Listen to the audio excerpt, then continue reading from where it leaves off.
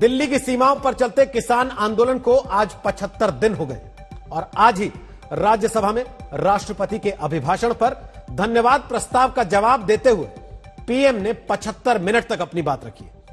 75 minute के भाषण में प्रधानमंत्री नरेंद्र मोदी ने आंदोलन करते किसानों को भरोसा दिया, आंदोलन में राजनीति बोने वाले नेताओं पर हंसते हंसते चुटकी ली और आंदोलन जीवी कह डाला। तो आंदोलन के लिए भ्रम और साजिश फैलाने वालों से सावधान रहने की अपील एक नए शब्द के साथ की है। लेकिन आज की दस्तक में प्रधानमंत्री नरेंद्र मोदी के उन 75 मिनट की बात करें, उसके पहले आज आपको दस्तक देकर पूछना जरूरी है कि क्या देश के समर्थन में ट्वीट करना महाराष्ट्र सरकार को अपराध लगता है। महाराष्ट्र के गृह मंत्री अनिल देशमुख, जो खुद कोरोना क्वारंटीन में, वो जूम कॉल में बैठकर तुरंत एक आदेश देते हैं। कहते हैं जांच करो कि सचिन तेंदुलकर, लता मंगेशकर, अक्षय कुमार ने जो देश के समर्थन में ट्वीट किए वो किसके दबाव में किए।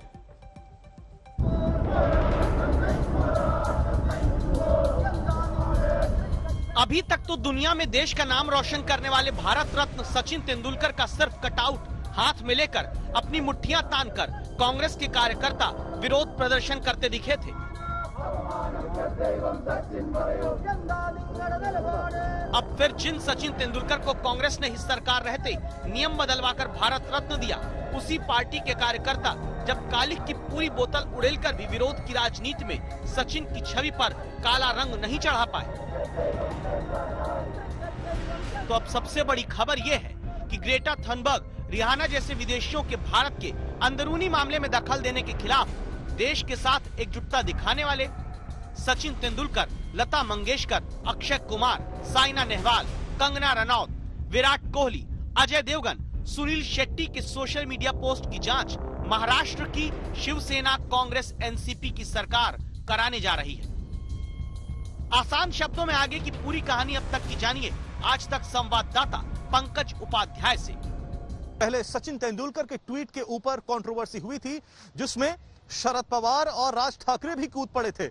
लेकिन अब कांग्रेस पार्टी कई हाथ आगे निकल गई है और उसने इल्जाम लगाया है कि भारतीय जनता पार्टी बॉलीवुड स्टार्स पे और कई खिलाड़ियों पर यह दबाव डाल रही है कि पार्टी के कहे अनुसार वो ट्वीट कर दे। और अब उन्होंने गृह मंत्री अनिल देशमुख के सामने यह प्रस्ताव भी रख डाला कि इस पूरे मामले की जांच करी जाए। अब दिलचस्प बात तो यह है कि अनिल देशमुख, महाराष्ट्र के गृह मंत्री, जो कि कोरोना के कारण क्वारंटीन में हैं, उन्होंने फिर भी जूम कॉल के जरिए एक सेशन अटेंड किया और पूरी बात सुनने के बाद यह फैसला सुना डाला कि महाराष्ट्र की इंटेलिजेंस एजेंसी अब यह पता लगाएगी क्या भारतीय जनता पार्टी वाकई बॉलीवुड सितारों पर और अन्य खिलाड़ियों पर ऐसा करने के लिए दबाव बना रही है। तो सवाल उठता है कि अगर सचिन तेंदुलकर विदेशी प्रोपेगेंडा के खिलाफ देश के समर्थन में आवाज उठाते हैं और लता मंगेशकर भारतीय होने के गर्व को महसूस कराते हुए देश के मुद्दे देश में हल करने की बात कहकर विदेशी दखलंदाजी पर भारतीयों की एकजुटता को ट्वीट करती है, तो क्या यह अपराध है? इसमें इंटेलिजेंस ब्यूरो से जांच की जरूरत महाराष्ट्र में कांग्रेस को क्यों लगने लगी? इस सवाल को लेकर हम पूरे मामले की शिकायत करने वाले कांग्रेस नेता सचिन सावंत तक पहुंचते हैं। कुछ सेलिब्रिटीज के ट्वीट्स जो आए, तो कोई व्यक्तिगत स्तर पर कोई टिप्पणी देता है, कोई सेलिब्रिटी भी हो, उसको अधिकार है, तो उसमें कोई आपत्ति होने की बात नहीं है। लेकिन अगर उस ट्वीट का टाइमिंग देखे, उसका कंटेंट देखे और उसकी एक पृष्ठभूमि देखे, तो पूरी तरह से ये दिखाई देता है कि कोई स्क्रिप्ट तैयार करके उनको दी है या नहीं। क्योंकि बहुत सारे ट्वीट्स में एक ही शब्द इस्तेमाल किया हुआ दिख रहा है, वो एमिकेबल शब्द है, कॉमन शब्द है। दूसरी ओर उसमें समानता दिखाई तो दे रही है, लेकिन कुछ अहम ट्वीट जो हैं, जैसे अक्षय कुमार जी जो बॉलीवुड के स्टार हैं और साइना नेहवाल जो हमारी आदर्श है, युवाओं के आदर्श है, स्पोर्ट्स स्टार हैं, देश का नाम रोशन किया, उनके ट्वीट में शब्द और शब्द समान है। तो ये क्यों हुआ है कि क्या इनको कोई स्क्रिप्ट दी गई थी? निश्चित तौर पर इसका जो संदेह है, इसको पुष्टि मिलती है। तो सुनील शेट्टी के ट्वीट के बाद में तो और भी ये सब भाजपा का कनेक्शन जो है वो सामने आता है कि उन्होंने तो हितेश जैन नाम के भारतीय जनता पार्टी का जो मुंबई प्रदेश का पदाधिकारी है, उपाध्यक्ष है, उसको टैग किया है। तो इसमें बीजेपी का कनेक्शन निश्चित तौर पर है। और पूरे देश में जो भी संवैधानिक संस्थाएं दबाव में हो, तो ये भी दबाव में सेलिब्रिटीज हो सकते हैं, हमारे नेशनल हीरोज हैं। तो ये हमने जांच की मांग की है कि क्या इसमें बीजेपी कनेक्शन है। सेलिब्रिटी पर दबाव की जांच करनी है या मकसद देश के लिए ट्वीट करने वाले सचिन, लता मंगेशकर, अक्षय कुमार, सुनील शेट्टी, साइना नेहवाल जैसे सितारों पर जांच बैठाकर खुद अपनी सियासत का दबाव बनाना है? जितने ट्विटर किए गए, चाहे आदरणीय लता जी के अकाउंट से हो, चाहे श्री सचिन तेंदुलकर जी के अकाउंट से हो, या और भी तमाम जो कलाकार हैं, जो हमारे फिल्म इंडस्ट्रीज के लोग हैं, वो पूरे ट्वीट आउट हो चुके हैं। और एक जैसा एक ट्वीट, एक साथ ट्वीट करना और फिर भारतीय जनता पार्टी के गृह मंत्री का 1 मिनट बाद ट्वीट करना, वही ट्वीट क्या संदेश देता है? सुनियोजित प्लानिंग, दबाव में जबरन उनसे ट्वीट कराया जा रहा है। लता दीदी के ट्वीट की महाराष्ट्र की सरकार जांच करेगी। लता दीदी, सचिन तेंदुलकर, इनका कहना कि भारत अपनी एकता को अखंड रखते हुए सारे विश्व को अपनी एकता का परिचय दे, यह ट्वीट करना क्या अपराध है? मां भारती के साथ खड़े होना क्या अपराध है? किस बात की जांच करेगी महाराष्ट्र की सरकार? कांग्रेस के नेता इस बात को कब समझेंगे कि दल के ऊपर सर्वोपरि देश पहला होता है? विरोध की हालत ये कि राजू शेट्टी की पार्टी के कार्यकर्ता पोस्टर लेकर सचिन के घर के बाहर पहुंच जाते हैं, जिस पर लिखा है, सचिन क्या आप किसानों के लिए भी कभी ट्वीट करेंगे? देश में यह पक्का पहला मामला होगा जहां देश के विरोध नहीं बल्कि देश के समर्थन में आवाज उठाने वालों पर दबाव की जांच कोई सरकार कराने जा रही है। रिहाना जैसे लोगों ने $2.5 मिलियन मतलब इतने करोड़ रुपया लेकर ट्वीट किया है, तो ऐसे समय पर इन लोगों की क्या साठगांठ है, उसकी जांच एनआईए को जरूर करनी चाहिए कि देश के अंदर ही जो जयचंद हैं, जो मीर जाफर हैं, वो कौन कौन है, उसकी जांच जरूर होनी चाहिए।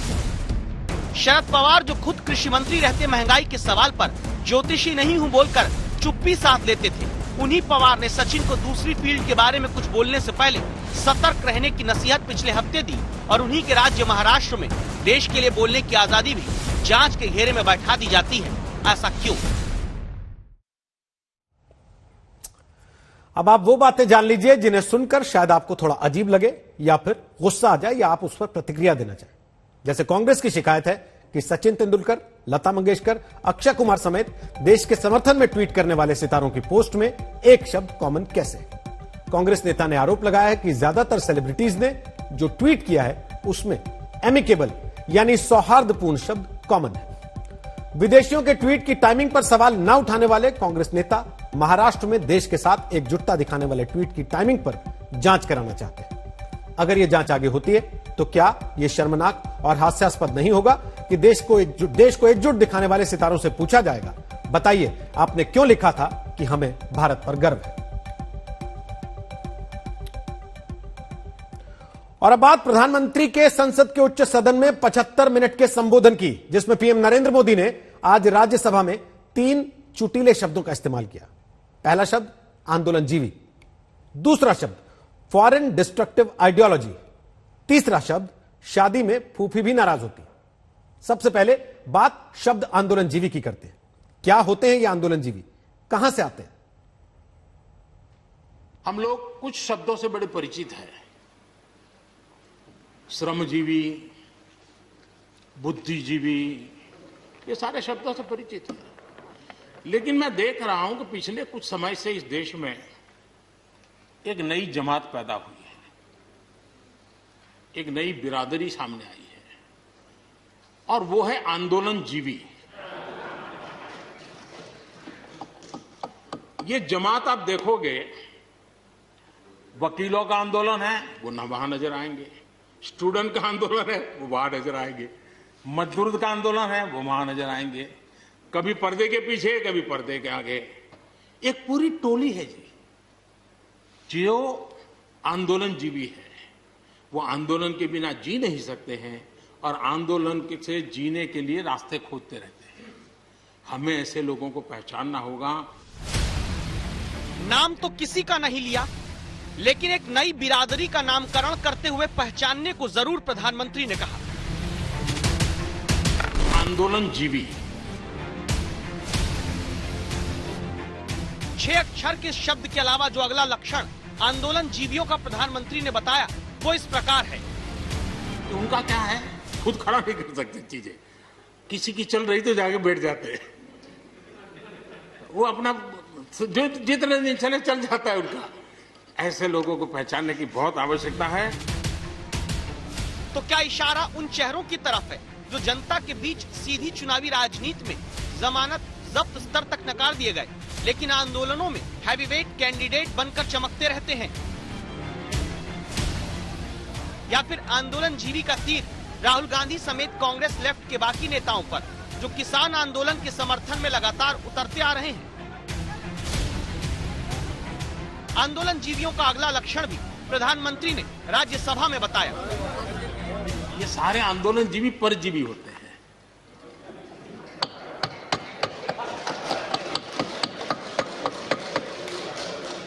और यहां पर सब लोगों को मेरी बात से आनंद इसलिए होगा कि आप जहां जहां सरकारें चलाते होंगे, आपको भी ऐसे परजीवी आंदोलन जीवियों का अनुभव होता होगा। इस आधार पर आंदोलन जीवियों का जो मोटा मोटा चरित्र चित्रण हो सकता है वो यूं है कि आंदोलन जीवी एक आंदोलन से दूसरे आंदोलन में लगातार दिखते रहते हैं। पर्यावरण से धर्म के मुद्दे तक, भ्रष्टाचार से नागरिकता के विषय तक हर जगह सक्रिय होंगे। शैक्षणिक योग्यता कुछ और होती है, लेकिन प्रमुख योग्यता इनकी आंदोलन करना ही बन जाता है। आंदोलन जीवी किसी राज्य के भीतर सीमित नहीं रहते, दूसरे राज्यों तक समर्थन देने जाते हैं। आंदोलन जीवियों के किसी आंदोलन में दाखिल होते ही विवाद की आशंका तेज हो जाती है। आंदोलन जीवी किसी भी आंदोलन में मुद्दे के समर्थन से ज्यादा सरकार के विरोध की भावना की मिलावट बहुत तेजी से कर देते हैं। ये है कि जो लोग पॉलिटिकल बयानबाजी करते हैं उछल उछल करके, उनके राज्यों में भी जब उनको मौका मिला है, इसी में से आधा अधूरा कुछ न कुछ किया ही किया है। हर किसी ने, यहां जो विरोध में दल है उनकी भी जहां सरकारें हैं वहां आधा अधूरा कुछ न कुछ तो किया ही है, क्योंकि उनको भी मालूम है रास्ते का रास्ता तो यही है। और मैंने देखा इस चर्चा में लॉ का जो स्पिरिट है उस पर किसी की चर्चा नहीं हुई है। शिकायत दिया गया तरीका ठीक नहीं था, जल्दी कर दिया, इसको नहीं पूछा, ये रहता है। वो तो परिवार में शादी होती तो भी फूफी नाराज होकर के कहती है मुझे कहां बुलाया, वो तो रहता है। इतना बड़ा बड़ा परिवार है तो रहता ही है। देश की राजधानी में जाके तंत्र को अपनी आवाज सुना। तो क्या आंदोलन जीवी का स्वभाव उन चार बर्तनों में से एक का होता है जो कहीं इकट्ठा रख दिया जाए तो बजता जरूर है, और जिनके साथ आंदोलन करते हैं बाद में उन्हीं से नाराज होकर आगे अपना अलग आंदोलन लेकर निकल पड़ते हैं, लेकिन आंदोलन किए बिना रह नहीं पाते? क्या इसीलिए प्रधानमंत्री ने आगे कांग्रेस को ही आंदोलन जीवियों से चेताया? बहुत आवश्यकता है। लेफ्ट पार्टी जो आज भाषा बोलते हैं ना, वही उस समय बोलते थे। वो यही कहते हैं अमेरिका के इशारे पर शास्त्री जी ये कर रहे हैं, अमेरिका के इशारे पर कांग्रेस ये कर रही है। सारा चीज जितना आज मेरे खाते में जमा है ना, वो पहले आपके यहाँ बैंक में अकाउंट में था। सब कुछ अमेरिका के एजेंट कह दिया जाता था हमारे नेता, कांग्रेस के नेताओं को। ये सब कुछ लेफ्ट वाले जो आज भाषा बोलते हैं वो उस समय भी उन्होंने यही भाषा बोली थी। क्या आंदोलन जीवियों को लेकर यह भी कहा जा सकता है कि ये आंदोलन से अपने लिए तो बहुत स्पीड पाते हैं, भले आंदोलन के असली मकसद का पहिया थमता नजर आए? आंदोलन एक डेमोक्रेसी का एक हिस्सा है, लोकतंत्र का एक भाग है, तो उसको मजाक उड़ाना और इस ढंग से कहना ये ठीक नहीं है, उनको शोभा नहीं देता। क्या आंदोलन जीवी चलते फिरते आंदोलन में अपने हिस्से की जगह बना लेते हैं? जैसे किसान आंदोलन पहले सिंघू टिकरी बॉर्डर पर प्रमुखता से दिखता रहा, फिर राकेश टिकैत के आंसुओं के बाद गाजीपुर बॉर्डर प्रमुख केंद्र हो गया। राकेश टिकैत के आंसुओं से पहले पश्चिमी यूपी में अजीत सिंह एंड सन्स यानी जयंत चौधरी की पार्टी जो कहीं नहीं दिख रही थी, वो अचानक सक्रिय होकर महापंचायतों में भीड़ जुटाने लगती है।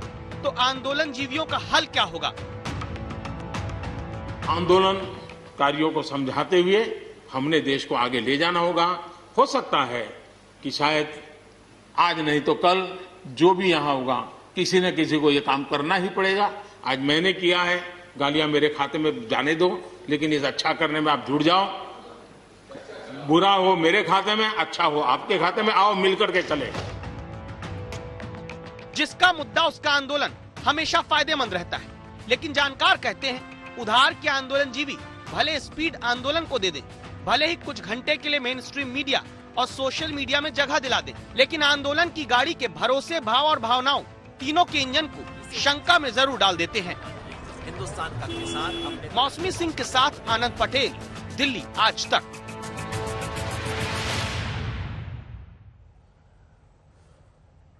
तो ये आंदोलनजीवी कौन हो सकते हैं जिनके बारे में आज प्रधानमंत्री ने संसद में दस्तक दी, उसके बारे में बताएं। उसके पहले सिर्फ 30 सेकंड में एक फिल्म के सीन से आंदोलनजीवियों के बारे में अनुभव कर लीजिए। इंकलाब जिंदाबाद। हाँ वो तो ठीक है, पर मांगे क्या है? तानाशाही नहीं चलेगी। किसकी? किसी की। अरे मांगे तो बताओ। अंग्रेजों भारत छोड़ो। भारत छोड़ो? अरे क्या डिमांड है तुम्हारी? नहीं तो सब अंदर जाओगे। कला सखी जी से हमारी मांगे हैं। भैया हम कला सखी नहीं फूल सखी हैं। ए बोलना। तुम गलत घर के सामने प्रदर्शन कर रहे हो। ये फूल सखी जी हैं। चलो निकलो यहाँ से। अच्छा ओके सॉरी फाइन रिलैक्स।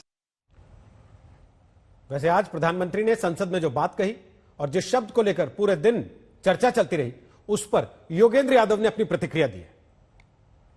हाँ, आंदोलनजीवी, मैं जानता हूं आंदोलनजीवी क्या होते हैं। एक होते हैं आंदोलन भोगी, एक होते हैं आंदोलन रोगी, एक होते हैं आंदोलन जीवी। मोदी जी गर्व से कहता हूं आंदोलन जीवी हूं। हाँ, आंदोलन जीवी, मैं जानता हूं आंदोलन जीवी क्या होते हैं। एक होते हैं आंदोलन भोगी, एक होते हैं आंदोलन रोगी, एक होते हैं आंदोलन जीवी। मोदी जी गर्व से कहता हूं आंदोलन जीवी हूं। और अब बात अगले शब्द की जो आज दस्तक देकर चर्चा में आया, FDI यानी फॉरेन डायरेक्ट इन्वेस्टमेंट, जो देश में आए तो अर्थव्यवस्था को मजबूत करे। लेकिन प्रधानमंत्री ने दूसरी FDI का जिक्र किया। आंदोलनजीवियों की तरह ही ये दूसरी FDI वाली बिरादरी को भी पहचानने और सावधान रहने की जरूरत पीएम ने बताई। इन दिनों एक नया FDI मैदान में आया है। ये नए FDI से देश को बचाना चाहिए। FDI चाहिए, फॉरेन डायरेक्ट इन्वेस्टमेंट। लेकिन ये जो नया FDI आज नजर का आ रहा है, ये नए FDI से जरूर बचना होगा। और ये नया FDI है foreign destructive ideology, foreign destructive ideology. और इसलिए इस FDI से देश को बचाने के लिए हमने और जागरूक रहने की जरूरत है। आंदोलनजीवी अपनी विचारधारा की मिलावट दूसरे के आंदोलन में कर देते हैं और फॉरेन डिस्ट्रक्टिव आइडियोलॉजी वाले दूसरे देश में विनाशक, हानिकारक विचारधारा डाल देते हैं। तो अब इशारा पर्यावरण एक्टिविस्ट ग्रेटा थनबर्ग से लेकर पॉप सिंगर रिहाना समेत ऐसी विदेशी हस्तियों पर रहा, जिन्होंने पिछले हफ्ते अपनी सोशल मीडिया पोस्ट के जरिए भारत के किसान आंदोलन में समर्थन जाहिर किया। लेकिन ग्रेटा थनबर्ग समेत दूसरे विदेशियों का नाम लिए बिना उन्हें फॉरेन डिस्ट्रक्टिव आइडियोलॉजी कहने की नींव रविवार को ही असम की सभा में प्रधानमंत्री ने रख दी थी। साजिश रचने वाले इस स्तर तक पहुंच गए हैं कि भारत की चाय को भी नहीं छोड़ रहे। कुछ दस्तावेज सामने आए हैं जिनसे खुलासा होता है कि विदेश में बैठी कुछ ताकतें चाय के साथ भारत की जो पहचान जुड़ी है उस पर हमला करने की फिराक में है। दरअसल ग्रेटा थनबर्ग ने जो आंदोलन के समर्थन में टूल किट शेयर की, उसमें एक हेडिंग थी, भारत की योगा और चाय की छवि को तोड़ना। ग्रेटा थनबर्ग ने बाद में वो टूल किट तो डिलीट कर दी, लेकिन भारत में FDI यानी फॉरेन डिस्ट्रक्टिव आइडियोलॉजी का चेहरा बन गई, जिस पर कांग्रेस को आपत्ति है। I am disappointed that the Prime Minister should call dissenters as agitationists and human rights commentators as foreign destructive ideology. देश के हित की FDI और देश के अहित की FDI का अगर अंतर देखें तो विदेशी निवेश से तो देश में रोजगार बढ़ता है, लेकिन विदेशी विध्वंसक विचारधारा के निवेश से देश में भ्रम का कारोबार बढ़ता है। प्रत्यक्ष विदेशी निवेश से देशी और विदेशी दोनों कंपनियों का फायदा होता है, जबकि विदेशी संघारक विचारधारा का निवेश सिर्फ विदेशियों को ही फायदा पहुंचाता। उत्तराखंड में जब कल ग्लेशियर फटा तो पूरा देश सन्न रह गया। हर कोई ये सोच रहा था कि आगे क्या होगा, कैसे टनल में फंसे मजदूरों को बचाया जाएगा। लेकिन देश ने कुछ ही घंटों में जब मजदूरों को सुरक्षित बाहर निकलते देखा तो राहत की सांस ली। जिंदगी बचाने की जंग की केवल शुरुआत थी। रात भर आईटीबीपी एनडीआरएफ के जवानों ने टनल से मलबा हटाने का काम किया, तब जाकर 35 लोग बाहर निकाले जा सके। अब भी अंदर लोग फंसे, जिन्हें निकालने के लिए सेना भी जुट चुकी है।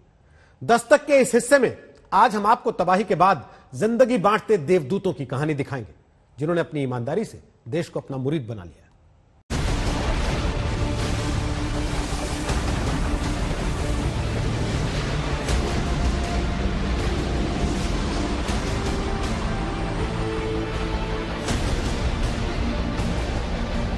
हमने यहाँ तपोवन एनटीपीसी के नजदीक जो हेलीपैड है वहां से उड़ान भरी है और यहाँ से जो नीति वैली है जहाँ पर 13 गांव कटे हैं उन गांव की तरफ जा रहे हैं।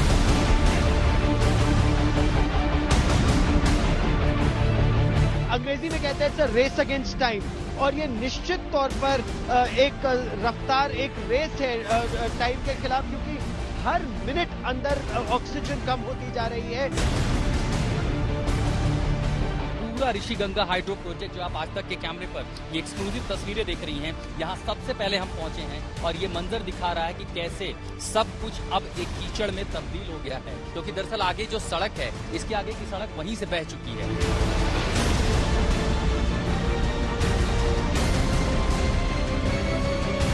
अब देखिए मलबे जो है वो दलदल जैसा है, इसलिए इस पर चलकर जा पाना मुमकिन नहीं है, तो इसके लिए मशीन यहाँ पर लाई गई है और लकड़ी के बड़े बड़े फट्टों को यहाँ पर लगाया गया है।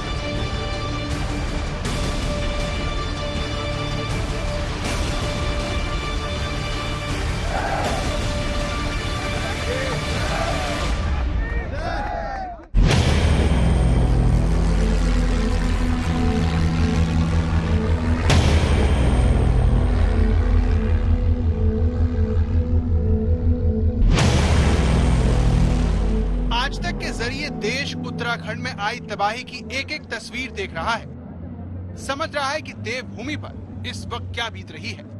लेकिन इस तबाही में भी कुछ ऐसा हो रहा है जिससे देश आश्वस्त है, सभी का सिर गर्व से ऊंचा है और भरोसा है कि जिंदगी एक बार फिर गुलजार होगी।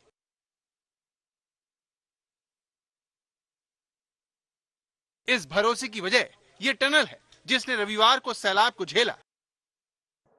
नदी के साथ बहकर आए बड़े बड़े पत्थर और मिट्टी ने इसका मुंह बंद कर दिया,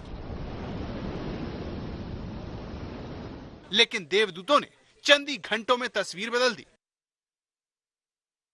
ये सब कुछ उन देवदूतों की वजह से हुआ जो हर आपदा में सबसे आगे होते हैं। आईटीबीपी, एनडीआरएफ, एसडीआरएफ और सेना के जवान एक बार फिर मौत के अंधेरे में जिंदगी की खोज में जुटे हैं, और जो बचे हैं वो हिमवीरों को नई जिंदगी देने के लिए शुक्रिया कह रहे हैं। आईटीबीपी जोशीमठ ने रिस्क्यू करके हमें बचाया है और अपना हॉस्पिटल में ले आए हैं और अच्छी तरह से ट्रीटमेंट कर रहे हैं। और हम टनल में नौकरी करते हैं, जो कि आज सुबह पानी भर गया था 10 साढ़े 10 बजे, और आईटीबी की टीम ने हमको 2 या 3-4 घंटे में बाहर निकाल दिया। लेकिन ये सब इतना आसान नहीं था, क्योंकि टनल का मुंह पूरी तरह बंद था और तबाही उम्मीद से कहीं ज्यादा थी। एनटीपीसी प्रोजेक्ट की इस टनल को खोलने के लिए आईटीबीपी के जवानों ने सबसे पहले रस्सी का सहारा लिया। प्रोजेक्ट की टनल के पास पहुंचे और कुछ ही घंटों में दर्जन भर से ज्यादा मजदूरों को बचाकर उम्मीद की लौ जगा दी। ये कामयाबी इसलिए भी ज्यादा थी क्योंकि ग्लेशियर फटने के बाद पूरा इलाका इसकी चपेट में था। तपोवन में राहत और बचाव का काम पूरे जोर शोर पर है। हमने यहाँ तपोवन एनटीपीसी के नजदीक जो हेलीपैड है वहां से उड़ान भरी है और यहाँ से जो नीति वैली है जहाँ पर 13 गांव कटे हैं उन गांव की तरफ जा रहे हैं। ये नीचे आपको दिखा रहे हैं जो अलकनंदा का प्रवाह है जहाँ से, और ये ठीक नीचे देखिए ये एनटीपीसी का वो प्लांट है जो पूरी तरह से बर्बाद हो गया था जब ऋषिगंगा से जो फ्लड आया। ये पूरा काफी बड़ा जो एनटीपीसी का प्लांट है पूरी तरह से ये तबाह हो गया और यहाँ पर अभी भी 2 टनल में लोग फंसे हुए थे। एक टनल में से 16 लोगों को निकाला गया, जबकि दूसरी टनल्स में अभी भी 30 से ज्यादा लोग फंसे हुए हैं। पूरा दिन एक तरह से दूसरा दिन हो गया जब उनको निकालने की कोशिश हो रही है। आपने देखा कि तबाही कितनी ज्यादा है। ऐसे में टनल का मुंह खोल और उसमें से लोगों को बचाना किसी असंभव काम जैसा लगता है, लेकिन इसे भारत के जाबाजों ने बखूबी अंजाम दिया।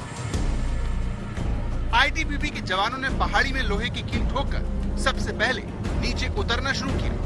हालांकि जिस वक्त वे नीचे उतरे तब पानी का बहाव बहुत तेज और डराने वाला था, लेकिन जवानों ने खुद को रस्सी से बांधकर राहत और बचाव ऑपरेशन शुरू किया। और तबाही के बाद यहाँ फैला मातम पहली बार खुशी में बदला।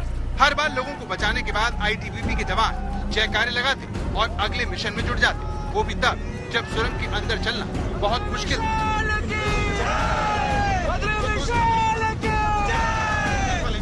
ऐसे में लकड़ी के पट्टों का सहारा लिया गया और उन्हें बिछाकर सेना के जवान सुरंग में काम करने आगे बढ़े। ये जो बड़ी जेसीबी मशीन थी इसको अब बाहर निकाला गया है, क्योंकि ये अंदर से काफी मलबा तो बाहर ले आई लगभग 150 मीटर तक, लेकिन इसको अंदर घूमने फिरने में मतलब मैन्यूवरिंग में बहुत परेशानी हो रही थी, इसीलिए ये टीम वापस आ गई है। अब एक छोटी जेसीबी मशीन अंदर भेजी जा रही है। साथ ही साथ जेसीबी मशीन मलबा तो बाहर ले आएगी, लेकिन वहां पर जितना कच्चा मलबा है उस पर चलना खतरे से खाली नहीं, इसीलिए इस तरह के प्लैंक्स लेकर आए हैं। ये इस पर सिपाही अंदर चल चल के अंदर जाने का प्रयास करेंगे और लोगों को सुरक्षित बचाने का। उत्तराखंड से आने वाली इन तस्वीरों को देखकर पूरा देश जाबाजों का हौसला बढ़ा रहा है। पूर्व क्रिकेटर वीवीएस लक्ष्मण ने आईटीबीपी के ट्विटर हैंडल का एक वीडियो शेयर किया, जिसमें जवान टनल से लोगों को बचाते हुए दिख रहे हैं। इस वीडियो को शेयर करते हुए उन्होंने लिखा, रिस्पेक्ट जवानों के साहसी काम के लिए। उन्होंने आईटीबीपी को सलाम किया। उत्तराखंड में इससे पहले साल 2013 में इतने बड़े पैमाने पर रेस्क्यू ऑपरेशन चलाया गया था। केदारनाथ की बाढ़ में हजारों लोग मारे गए थे और आम से खास तक फंस गए। इसमें मशहूर गायक कैलाश खेर भी थे, जिन्होंने ट्वीट कर आईटीबीपी के जवानों की बहादुरी को याद किया। धरती के वीर रक्षकों, मेरे दाता के अवधूतों, धन्यवाद आईटीबीपी के हिमवीरों। भारत को गुमान है आप पर। कुछ वर्ष पहले जब हम बद्रीनाथ खंड में बर्फबारी में फंस गए थे, तब आपके जवान हमें नीचे सुरक्षित लाए थे। जैसे ही हम अंदर जाएंगे, जाने के बाद जहां तक भी हमको लगेगा कि हमारे पास लाइट्स हैं, हमारे पास ऑक्सीजन सिलेंडर्स हैं, हमारे पास मेडिकल टीम्स हैं, हम पूरी टनल का मुआयना करेंगे, उसकी रेकी करेंगे। हो सकता है हमको वो लोग जीवित मिल जाए, जैसा हमें आशा है, उनको हम तुरंत निकाल लाएंगे। मुझे लगता है अगर जैसे ही वो रास्ता थ्रू होता है 1 से 1.5 घंटा लगेगा पूरे टनल को हमको देखने में या उसको रेकी करने में। 7.5 साल बाद वैसी आपदा उत्तराखंड झेलने को मजबूर है। इस बार कुदरत का निशाना चमोली बना है, जहां आपको सिर्फ मलबा ही दिखेगा। हम आपको रेस्क्यू साइट की इस वक्त तस्वीरें दिखा रहे हैं। आपको बड़ी बड़ी जेसीबी मशीन यहाँ पर दिखाई दे रही हैं। इसके अलावा यहाँ पर आपको गढ़वाल स्काउट्स से लेकर आईटीबीपी की टुकड़ी, एसडीआरएफ की टुकड़ी और स्थानीय लोग मदद के लिए जो है वो आगे दिखाई दे रहे हैं। चुनौती ये है कि जो ये मलबा आप देख रहे हैं, इस मलबे की तो यहाँ से शुरुआत हो रही है, लेकिन जो सुरंग का मुख्य द्वार है, दरअसल वहाँ पर भी मलबा काफी है। रेस्क्यू ऑपरेशन के 25 घंटे बाद भी अब भी टनल में मजदूर फंसे हैं, जिनके इंतजार में उनके अपने भटक रहे हैं। रविवार से ही सभी के परिजनों की आंखें इस टनल पर हैं, जहां आईटीबीपी के जवान रेस्क्यू ऑपरेशन में जुटे हैं। इस टीम को लीड कर रही हैं आईपीएस ऑफिसर अपर्णा कुमार।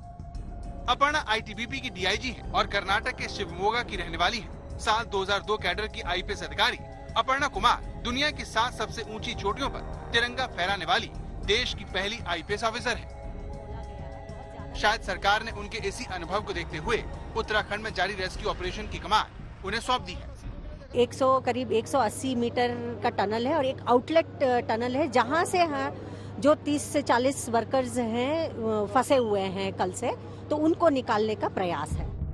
लेह में हुए भूस्खलन और बादल फटने के दौरान भी आईटीबीपी के जवान प्रभावित इलाकों में राहत और पुनर्वास के काम में सबसे आगे थे। इस बार ये लोग चमोली के एनटीपीसी प्रोजेक्ट की साइट पर तैनात हैं, जिनके साथ एनडीआरएफ के जवान भी हैं, जो रविवार से 2.5 किलोमीटर लंबी टनल में फंसे 3 दर्जन से ज्यादा मजदूरों को बचाने के लिए जूझ रहे हैं। शाम तक रेस्क्यू टीम टनल में 130 मीटर तक अंदर पहुंच गई, जिसके बाद उत्तराखंड के मुख्यमंत्री त्रिवेंद्र सिंह रावत ने जल्दी फंसे हुए लोगों को बचाने की उम्मीद जगाई। जो दलदल है वो वहाँ पर है, कई 20-25 मीटर गहरा तक है उसमें उनको ढूंढने की कार्रवाई चल रही है। जो हमारी रेस्क्यू टीमें हैं, सेना है, आईटीबीपी है, एनडीआरएफ है और एसडीआरएफ है, वो सब अपने जान जोखिम में डालकर और रेस्क्यू ऑपरेशन में लगे हुए हैं। उत्तराखंड में कुदरत के कहर पर प्रधानमंत्री मोदी ने उत्तराखंड के सांसदों के साथ राहत और बचाव को लेकर चर्चा की, लेकिन सबकी उम्मीदें इन जवानों से हैं, जो हर बार की तरह नामुमकिन को मुमकिन करने में जुटे हैं। मीनाक्षी कंडवाल और गौरव सावंत के साथ मंजीत नेगी, चमोली, आज तक।